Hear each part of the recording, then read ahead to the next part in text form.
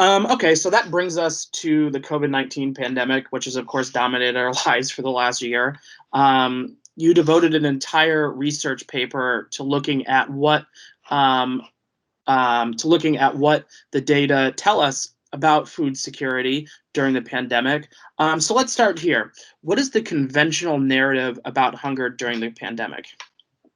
Yeah, so as we've talked about, poverty is one of the biggest indicators, or risk factors for being food insecure, which poverty, of course, is highly associated with unemployment, loss of income. And so with the pandemic, what was one of the first things we saw? Millions of people lost their jobs, right? And so from that perspective, it seems quite obvious that, okay, then you're very likely to have lots of people suddenly become food insecure. They no longer have income to purchase food. Well, given that, it was kind of such an obvious outcome, Congress took action. I think we can applaud them for the quickness, and thoroughness of some of their early relief bills. SNAP benefits were one of the very first things in unemployment, that they boosted in the Families First Act and the CARES Act. Provided significant increases in not just the unemployment benefit levels, but also who would be eligible. Of course, there were the stimulus payments and then the SNAP program, and even like school lunch programs. Those benefits were significantly enhanced to provide a much richer benefit to hopefully, kind of avert what could have been, a terrible crisis.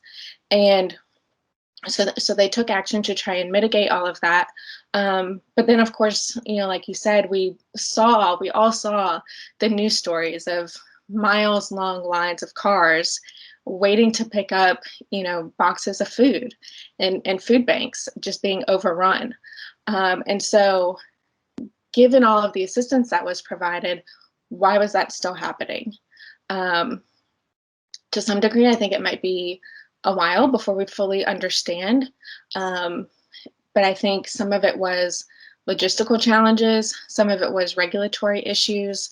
At the start of the pandemic, I think some stories that didn't necessarily get a lot of play were those on how difficult it was. Like, we have all of these food distribution systems set up assuming people buy X percentage of their food at a grocery store. They also buy a significant chunk from restaurants when they go out to eat, right? And so we have entire distribution lines that are nothing but getting food to restaurants. Mm-hmm. Well, restaurants were closed. Right. Almost immediately. That was one of the first things that closed, right? And people stopped going, even if they were open. Many people stopped going just because it was unsafe.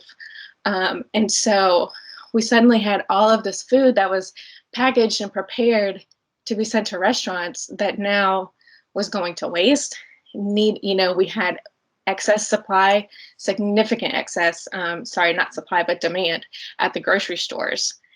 And the food just wasn't getting there. Right. It wasn't packaged for individual, retail sale. And so some of it was just a logistical and regulatory, kind of nightmare. Mm-hmm. It was a perfect storm of problems that made it very difficult.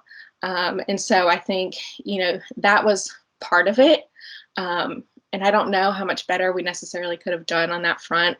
But we eventually got it figured out. People repurposed, made adjustments. And, I think that was part of the early problem. And then, of course, it took time for SNAP benefits to process, for unemployment benefits to process, for the stimulus payments to get sent. I know a lot of people didn't get their first stimulus payments for months. And then on top of that, lower income individuals who are most at risk often don't file taxes because they don't have to pay. And if you hadn't filed taxes, the IRS had no way of getting you a check that you were owed. And so just all of these things kind of made it complicated and meant that a lot of people weren't getting benefits that they were eligible for. And so I think that was part of the story.